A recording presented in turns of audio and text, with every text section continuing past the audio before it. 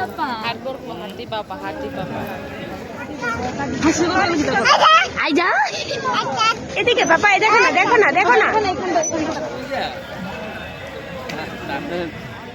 বিয়ের আগে প্রতি বছর মহালয়ার দিন মার সাথে আমার ভীষণ ঝগড়া হতো, কারণ আমি বোনদের ঘরে ঘুমাতে চেষ্টা করতাম। মা বলতো ঘরে ঘুমা, আমার ইচ্ছে থাকতো বোনদের সাথে ঘুমালে ভোরবেলা উঠতে পারবো, মার সাথে ঘুমালে ভোরবেলা উঠতে পারবো না।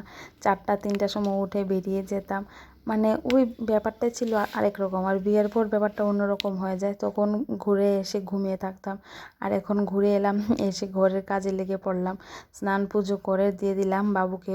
বাবু এসে কান্নাকাটি শুরু করে দিয়েছিল, কারণ অনেকটা ভোরে উঠেছে ওর তো ভোরে ওঠার অভ্যাস নেই। তো ওকে বিস্কিট আর দুধ খাইয়ে দিয়েছি, ঘুম পাড়িয়ে তারপর রান্না করতে এলাম।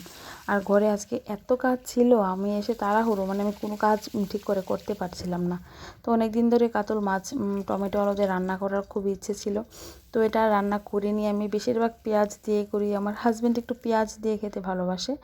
তো সবাই যেভাবে রান্না করে মেথি ফোড়ন দিয়ে, জিরা ধনিয়া গুঁড়া আর একটু পেঁয়াজ বাটা দিয়েছিলাম, এভাবে রান্না করে একদম কম দিয়েছিলাম তেল। আমি তেল মশলা একটু কম ইউজ করি রান্নাতে। তো এটা আমি অনেক আগে থেকে, প্রেগনেন্সির আগের থেকে আমাকে এক ডাক্তারে বলেছিল কম তেল খাওয়ার জন্য। তখন থেকে যে একটা অভ্যাস হয়ে গেছে, তো এখন অবধি এর অভ্যাসটা ফিরিনি, একদম কম তেল রান্নাতে আমি ইউজ করে থাকি।